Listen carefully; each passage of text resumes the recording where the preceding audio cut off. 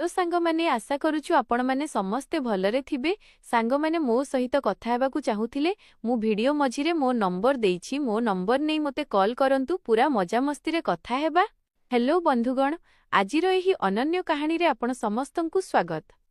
मो बाहाघरर 5 मास परे ही मो स्वामींकर देहांत होई जाइथिला एवं मो जीवन रे ग्रहण लागि जाइथिला। मो बापा बहुत कष्टरे मो बाहाघर कराइथिले, किंतु 5 मास भितरे ही मु पुणी निज बापघर को फेरी आसीथिली। मो बापघर रे मो मां नथिले। जेतेबेले मु 10 वर्षर होइथिली सेतेबेले ही मो मांकर देहांत होई जाइथिला। सेथिपाई मोते बहुत भय लागुथिला कि जदि बापा मोते किछि कहिबे तेबे मु काहा आंचल रे निज मुह लुचाइबी। मांको मृत्यु परे बापा द्वितीय विवाह करिथिले एवं मो साबत मां मोते बहुत घृणा करुथिले। सेथिपाई मोते आहुरी अधिक भय लागुथिला। मो साबत मां प्रायतः मोते टाहीटापरा करुथिले कि प्रथमे निज मां को खाइगलु एवं परे निज स्वामी को भी खाइगलु। एबे एठाकु कोण नेबाकू आसिछु, कोण आमकु भी बर्बाद करिकि छाडिबु। एही सबु कथा मोते सह्य हेउ नथिला, किंतु मु आउ करिबि कोण। मो जीवन एमिति ही कटुथिला। परे हठात दिने मो श्वशुर आम घरकू आसिले एवं से मो बापांकु कहिले कि से मोते पुणी निज घरकू नेइ जिबाकू चाहुछंती।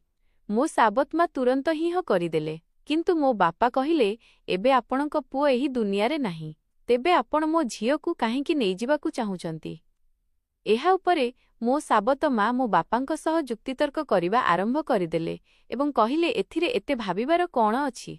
से जदि कहुछंती कि से प्रियाकू नेइ जिबाकू चाहुछंती तेबे तांकू नेइ जिबाकू दियंतु ना। आपणकू एते कष्ट काहेकि हेउछि। एवं सेमिति भी प्रिया तांक घरर बोहू। तांक पुओर मृत्यु होई जाइछि तो कोण हेला, से निज श्वशुर घरकू तो जाई परिबो ना। मांकर एही झगड़ा परे बापा कहिले जदि मो झियो सेठी खुशीरे रहिबो तेबे मोर कौनसी असुविधा नाही। प्रिया जदि जिबाकू चाहुछि तेबे आपण ताकू निश्चय नेइ जाई परिबे। मो श्वशुर मो आड़कू चाहिले एवं कहिले चाल कपड़ा बगेर नेइ आस। मु भी भाबिली कि एठी रही साबत मांक टाहीटापरा सुनिबा अपेक्षा निज श्वशुर घरकू जाई शांतिरे रहिबी। मु श्वशुरंक सह पुणी श्वशुर घरकू फेरी आसिली। एठारे पहुंचिबा परे मु मो कपड़ा बदलाउथिली कि सेतिकी बेले मो श्वशुर मोकू आसिले एवं कहिले बहु कपे चा बनाई आण। मु शीघ्र निज कपड़ा ठीक कली एवं रोसेई घरकू जाई चा बनाइबाकू लागिली एवं चा बनाई श्वशुरंकू देली। चा पिउ पिउ से मोते कहिले प्रिया तुमकू जणाउछि एही घरे मु एकदम एका। मो पुओ मोर एकमात्र संतान थिला एवं तुम सासु भी चाली गलेणी। मु सेथिपाई तुमकू एठाकू नेइ आसिछि जेमिति मोते एही घरे एका न लागू। मु कहिली बापा आपण जमा चिंता करंतु नाही, मु भी तो आपणक झियो भଳି। मु सबु बेले आपणक सह रहिबी। परे श्वशुर बोलिले मोते जणाउछि कि तुमे मो सह रहिबो, कारण तुम साबत मां तुमकू बाप घरे केबे शांतिरे रहिबाकू देबे नाही। एहीपरि दिन गडुथिला एवं आमे दुहे परस्परर सहारा पालटिथिलु।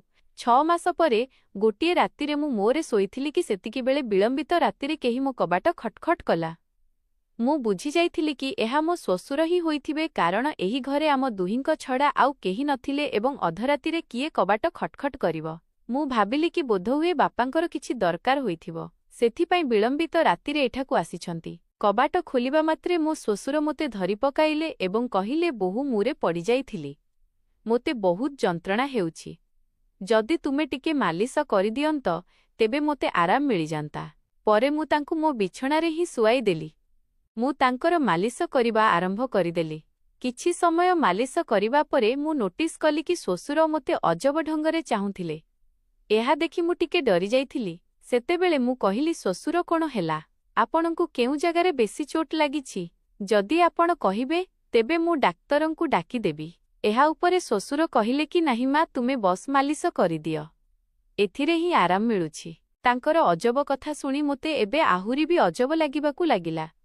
परे मु कहिली श्वशुर आपण एठी मोरे ही सोई पड़ंतु। अंटारे जंत्रणा नेई आपण निज रूम पर्यंत केमिति जिबे? मु आपणकू जाई सोई पडुछि। मो कथा सुनी मो श्वशुर बोलिले मा तुमे मोते एही अवस्थारे एका छाड़ी चली जिवो। जदि रातिरे मोते बाथरूम जिबाकू पड़िला बा जदि मोते अन्य कौनसी जिनिसर दरकार पड़िला तेबे मु कोण करिबी? एहाठारु भल कि तुमे एठी सोई पड़।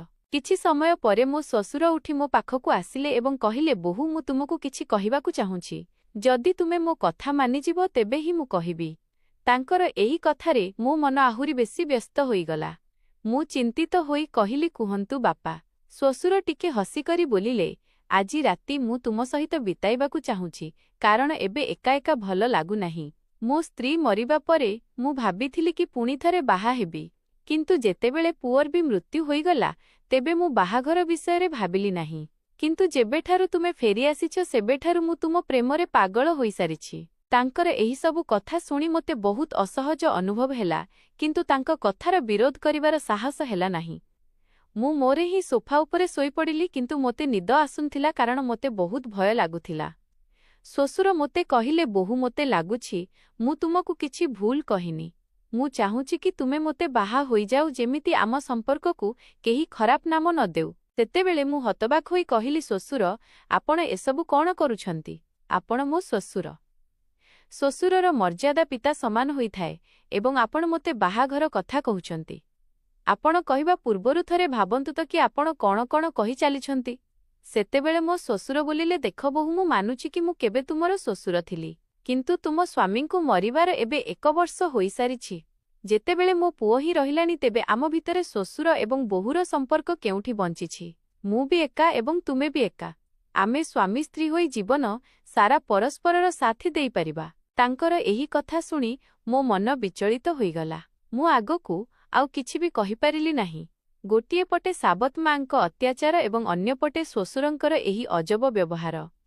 ମୁଁ ତ ଏହି ଦୁହିଁଙ୍କ ମଝିରେ ହିଁ ଫସିଯାଇଥିଲି। ଯେମିତି ହେଉ ରାତି ବିତିଲା ଏବଂ ପରଦିନ ସକାଳେ ମୁଁ ମୋ ଶ୍ୱଶୁରଙ୍କ କଥା ଉପରେ ଚିନ୍ତା କରିବାକୁ ଲାଗିଲି। ଶ୍ୱଶୁରଙ୍କ ପ୍ରସ୍ତାବ ମୋତେ ଅସମ୍ଭବ ଲାଗୁଥିଲା, କିନ୍ତୁ ବାସ୍ତବତା ମୋତେ କିଛି ନିଷ୍ପତ୍ତି ନେବାକୁ ମଜବୁର କରୁଥିଲା। ପରେ ମୋତେ ଖିଆଲ ଆସିଲା କି ମୁଁ ନିଜ ବାପାଙ୍କ ପାଖକୁ ଯାଇ କଥା ହେବି, କିନ୍ତୁ ଏହିସବୁ କଥା ନିଜ ବାପାଙ୍କ ସହ କରିବାର ସାହସ ମୋ ପାଖରେ ହେଲା ନାହିଁ, କାରଣ ମୋତେ ଜଣାଥିଲା କି ବାପାଙ୍କ ସହ କଥା ହେବା ପରେ ମୋ ଜୀବନରେ ଆହୁରି ନୂଆ ସମସ୍ୟା ଆସିପାରେ। ସେଥିପାଇଁ ମୁଁ ତାଙ୍କ ପାଖକୁ ଗଲି ନାହିଁ। ଦିନେ ଏମିତି ହିଁ ସନ୍ଧ୍ୟାବେଳେ ପୁଣିଥରେ ମୋ ଶ୍ୱଶୁର ମୋତେ କହିଲେ, ବୋହୂ, ମୁଁ ତୁମଠାରୁ କିଛି ଭୁଲ ଚାହିଁନାହିଁ। ମୁଁ ବସ୍ ଏତିକି ଚାହୁଁଛି କି ତୁମେ ଆମ ଦୁହିଁଙ୍କର ଶୂନ୍ୟ ଜୀବନରେ ଖୁସି ଭରିଦିଅ। ମୁଁ ଏକା ରହିପାରିବି ନାହିଁ ଏବଂ ତୁମେ ବି କେତେ ଦିନ ଯାଏଁ ଏକା ରହିବ? ତୁମକୁ ବି ତ ସ୍ୱାମୀର ଆବଶ୍ୟକତା ଅନୁଭବ ହେଉଥିବ। ଶ୍ୱଶୁରଙ୍କ ମୁହଁରୁ ପୁଣିଥରେ ଏହିସବୁ କଥା ଶୁଣି ମୁଁ ତ ଭିତରୁ ଥରିବାକୁ ଲାଗିଲି ଏବଂ ଆଗକୁ କିଛି କହିପାରିଲି ନାହିଁ। ସମୟ ଧୀରେ ଧୀରେ ବିତି ଚାଲିଥିଲା ଏବଂ ଏମିତି ହିଁ ଧୀରେ ଧୀରେ ମୋ ଏବଂ ଶ୍ୱଶୁରଙ୍କ ମଝିରେ ଏକ ଅଜବ ସମ୍ପର୍କରେ ଗଢ଼ି ଉଠିଲା। ସ୍ୱାମୀଙ୍କ ମୃତ୍ୟୁ ପରେ ମୁଁ ଭାବିଥିଲି କି ଏବେ ମୁଁ ଏହି ଦୁନିଆରେ ଏକଦମ ଏକା ହୋଇଯାଇଛି, କିନ୍ତୁ ମୋ ଶ୍ୱଶୁର ମୋ ପ୍ରତି ଯେଉଁ ଭାବନା ପ୍ରକାଶ କରିଥିଲେ, ତାହା ମୋ ଜୀବନକୁ ଏକ ନୂଆ ମୋଡ଼ ଦେଇଥିଲା। ତାଙ୍କର ଶବ୍ଦଗୁଡ଼ିକ ମୋତେ ଭିତର ପର୍ଯ୍ୟନ୍ତ ହଲାଇ ଦେଇଥିଲା। ଯେବେ ବି ମୁଁ ଶୋଇବାକୁ ଯାଉଥିଲି, ତାଙ୍କର କୁହାଯାଇଥିବା କଥା ମୋତେ ଅଶାନ୍ତ କରୁଥିଲା। ସେ କହୁଥିଲେ କି ମୋ ସହ ରହିବା ଦ୍ୱାରା ତାଙ୍କୁ ନିଜ ଏକାପଣର ଅନୁଭବ ହୁଏ ନାହିଁ ଏବଂ ସେ ଚାହୁଁଥିଲେ କି ଆମେ ଦୁହେଁ ଏକ ନୂଆ ଜୀବନ ଆରମ୍ଭ କରୁ। ସେହି ରାତିର କଥାବାର୍ତ୍ତା ପରେ ମୁଁ ନିଜକୁ ବହୁତ ଦ୍ୱନ୍ଦ୍ୱରେ ପାଇଲି। ମୋ ମନରେ ଅନେକ ପ୍ରଶ୍ନ ଉଠୁଥିଲା କି କ'ଣ ଏହା କରିବା ଠିକ୍ ହେବ? କ'ଣ ଏହା ସମାଜର ନିୟମ ବିରୋଧରେ ଯିବ ନାହିଁ? ଲୋକେ କ'ଣ କହିବେ କି ସ୍ୱାମୀଙ୍କ ମୃତ୍ୟୁ ପରେ ନିଜ ଶ୍ୱଶୁରଙ୍କୁ ବାହା ହୋଇଗଲା? କିନ୍ତୁ କେଉଁଠି ନା କେଉଁଠି ମୋ ମନରେ ଏହି କଥା ବି ଥିଲା କି ବୋଧହୁଏ ସତରେ ମୋ ଶ୍ୱଶୁର ଏକାପଣ ସହ ଯୁଝୁଛନ୍ତି। ମୁଁ ବହୁତ ଭାବିବା ପରେ ତାଙ୍କ ସହ କଥା ହେବାକୁ ନିଷ୍ପତ୍ତି ନେଲି। ଗୋଟିଏ ରାତିରେ ମୁଁ ଶ୍ୱଶୁରଙ୍କର କବାଟ ଖଟଖଟ କଲି। ସେ କବାଟ ଖୋଲିଲେ ଏବଂ ମୋତେ ଦେଖି ଟିକେ ଆଶ୍ଚର୍ଯ୍ୟ ହେଲେ। ମୁଁ ତାଙ୍କକୁ ଗଲି ଏବଂ କହିଲି, ଶ୍ୱଶୁର, ମୁଁ ଆପଣଙ୍କ ସହ ଏକ ବହୁତ ଜରୁରୀ କଥା ହେବାକୁ ଚାହୁଁଛି। ସେ ମୋତେ ବସିବାକୁ କହିଲେ ଏବଂ ବହୁତ ଗମ୍ଭୀରତାର ସହ ପଚାରିଲେ, କ'ଣ ହେଲା ବୋହୂ? ତୁମେ ଏତେ ରାତିରେ କାହିଁକି ଆସିଛ? ମୁଁ ଟିକେ ସାହସ ଜୁଟାଇ କହିଲି, ଶ୍ୱଶୁର, ମୁଁ ଆପଣଙ୍କ ପ୍ରସ୍ତାବ ବିଷୟରେ ବହୁତ ଭାବିଛି। ମୁଁ ବୁଝୁଛି କି ଆପଣ ଏକାପଣ ସହ ଯୁଝୁଛନ୍ତି ଏବଂ ଜଣେ ସାଥୀର ଆବଶ୍ୟକତା ଅନୁଭବ କରୁଛନ୍ତି, କିନ୍ତୁ ଏହି ସମ୍ପର୍କ ପାଇଁ ମୋର ଗୋଟିଏ ସର୍ତ୍ତ ଅଛି କି ଆମ ଭିତରେ ସବୁବେଳେ ପ୍ରେମ ଏବଂ ସମ୍ମାନର ସମ୍ପର୍କ ରହିବ। ଆପଣ ମୋତେ ଝିଅ ଭଳି ସମ୍ମାନ ଦେବେ ଏବଂ ମୁଁ ଆପଣଙ୍କୁ ପିତା ଭଳି ଆଦର କରିବି। କ'ଣ ଆପଣଙ୍କୁ ମୋ ସର୍ତ୍ତ ମଞ୍ଜୁର? ସେ ମୋ କଥାକୁ ଧ୍ୟାନର ସହ ଶୁଣିଲେ ଏବଂ ପରେ କହିଲେ, ମୋତେ ତୁମ ସର୍ତ୍ତ ମଞ୍ଜୁର। ମୁଁ ଏହି ପ୍ରେମ ଏବଂ ସମ୍ମାନକୁ ସବୁବେଳେ ବଜାୟ ରଖିବି। ତାଙ୍କର ଏହି କଥା ଶୁଣି ମୋ ମନର ବୋଝ ଟିକେ ହାଲୁକା ହୋଇଗଲା। ପରେ କିଛି ଦିନ ପରେ ଆମେ ଏକ ଛୋଟ ଉତ୍ସବରେ ବାହା ହୋଇଗଲୁ। ଏହି ବିବାହ ସମାଜର ନଜରରେ ଅସ୍ୱାଭାବିକ ଥିଲା, କିନ୍ତୁ ଆମେ ନିଜ ସ୍ଥିତିକୁ ସ୍ୱୀକାର କରିନେଇଥିଲୁ। ବାହାଘର ପରର ଦିନଗୁଡ଼ିକ ମୋ ପାଇଁ ଅତ୍ୟନ୍ତ ଆହ୍ୱାନପୂର୍ଣ୍ଣ ରହିଲା। ଗାଁର ଲୋକମାନେ ନାନା ପ୍ରକାରର କଥା କହିବା ଆରମ୍ଭ କରିଦେଇଥିଲେ। ସମ୍ପର୍କୀୟମାନେ ବି ଆମଠାରୁ ଦୂରେଇ ଯାଇଥିଲେ। କିନ୍ତୁ ଆମେ ଏହି ସବୁକୁ ଖାତିର ନକରି ନିଜ ଜୀବନରେ ଆଗକୁ ବଢ଼ିବାକୁ ନିଷ୍ପତ୍ତି ନେଲୁ। ଆମ ସମ୍ପର୍କରେ ଧୀରେ ଧୀରେ ପ୍ରେମ ଏବଂ ବୁଝାମଣା ବଢ଼ିବାକୁ ଲାଗିଲା। ଶ୍ୱଶୁର ଘରେ ପୂର୍ବରୁ ଯେଉଁଠି ମୁଁ ନିଜକୁ ଅସହଜ ଅନୁଭବ କରୁଥିଲି, ଏବେ ସେହି ଘର ମୋତେ ନିଜର ଲାଗିବାକୁ ଲାଗିଲା। ଶ୍ୱଶୁର ପ୍ରତିଟି ସମ୍ଭବ ଚେଷ୍ଟା କରୁଥିଲେ ଯେମିତି ମୁଁ ଖୁସିରେ ରହେ। ସେ ମୋର ପ୍ରତିଟି ଛୋଟ ବଡ଼ ଆବଶ୍ୟକତାର ଯତ୍ନ ନେଉଥିଲେ ଏବଂ ମୋର ସବୁ ଇଚ୍ଛା ପୂରଣ କରୁଥିଲେ। ସେ ପ୍ରତିଦିନ ମୋ ପାଇଁ କିଛି ନା କିଛି ଖାସ୍ କରିବାକୁ ଚେଷ୍ଟା କରୁଥିଲେ। କେବେ ମୋର ମନପସନ୍ଦ ଖାଇବା ଜିନିଷ ଆଣୁଥିଲେ ତ କେବେ ମୋ ପାଇଁ ନୂଆ ନୂଆ ଶାଢ଼ୀ ଆଣୁଥିଲେ। ଧୀରେ ଧୀରେ ମୁଁ ତାଙ୍କ ପ୍ରତି ଏକ ଅଲଗା ପ୍ରକାରର ଆଦର ଅନୁଭବ କରିବା ଆରମ୍ଭ କରିଦେଲି। ଆମେ ଦୁହେଁ ମିଶି ଏକ ନୂଆ ଜୀବନ ଆରମ୍ଭ କରିଥିଲୁ।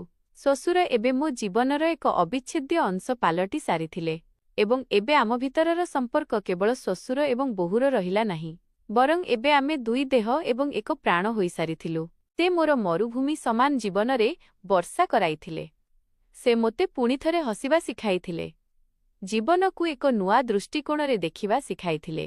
ବାହାଘରର କିଛି ମାସ ପରେ ମୁଁ ଅନୁଭବ କଲି କି ଆମ ଭିତରର ଏହି ନୂଆ ସମ୍ପର୍କ ମୋତେ ଏକ ନୂଆ ଦିଶା ଦେଉଛି। ଆମେ ଦୁହେଁ ସାଥୀ ହୋଇ ଅନେକ ଅସୁବିଧାର ସାମ୍ନା କଲୁ ଏବଂ ପ୍ରତିଥର ପରସ୍ପରର ସାଥୀ ଦେଲୁ। ଶ୍ୱଶୁରଙ୍କ ସହ ମୋର ଏହି ନୂଆ ସମ୍ପର୍କ ମୋତେ ଜୀବନର ଅନେକ ନୂଆ ଦିଗ ଦେଖାଇଥିଲା। ସେ ମୋତେ ଏହି ଅନୁଭବ କରାଇଲେ କି ଜୀବନରେ ଯଦି ସାଥୀ ସଠିକ୍ ହୁଏ ତେବେ କୌଣସି ବି ଅସୁବିଧା ଏତେ ବଡ଼ ହୋଇନଥାଏ କି ତାକୁ ପାର କରାଯାଇ ନପାରିବ। ସମାଜ ବି ଆମକୁ ବହୁତ ଖରାପ କଥା ଶୁଣାଇଥିଲା, କିନ୍ତୁ ଆମେ କାହାର କଥା ଉପରେ ଧ୍ୟାନ ଦେଲୁ ନାହିଁ। ଆମ ସମ୍ପର୍କରେ ଧୀରେ ଧୀରେ ଏକ ନୂଆ ପ୍ରକାରର ପ୍ରେମ ଏବଂ ସମ୍ମାନ ଉଜ୍ଜୀବିତ ହେବାକୁ ଲାଗିଲା। ତାଙ୍କ ସହ ବିତାଇଥିବା ପ୍ରତିଟି ମୁହୂର୍ତ୍ତ ମୋତେ କିଛି ନୂଆ ଶିଖାଇଲା ଏବଂ ମୋତେ ଅନୁଭବ ହେଲା କି କେବେ କେବେ ଜୀବନ ଆମକୁ ଏମିତି ମୋଡ଼କୁ ନେଇଆସେ ଯେଉଁଠି ଆମକୁ ନିଜ ନିଷ୍ପତ୍ତି ଉପରେ ପୁନର୍ବାର ବିଚାର କରିବାକୁ ପଡ଼ିଥାଏ। ଆଜି ମୁଁ ମୋ ଶ୍ୱଶୁରଙ୍କ ସହ ଏକ ନୂଆ ଜୀବନ ଜିଉଛି ଏବଂ ଆମ ଭିତରର ପ୍ରେମ ଓ ସମ୍ମାନ ପୂର୍ବ ଅପେକ୍ଷା ଆହୁରି ଅଧିକ ମଜବୁତ ହୋଇଯାଇଛି ଏବଂ ସେ ମୋ ଜୀବନର ସବୁଠାରୁ ଗୁରୁତ୍ୱପୂର୍ଣ୍ଣ ମଣିଷ ପାଲଟି ସାରିଛନ୍ତି।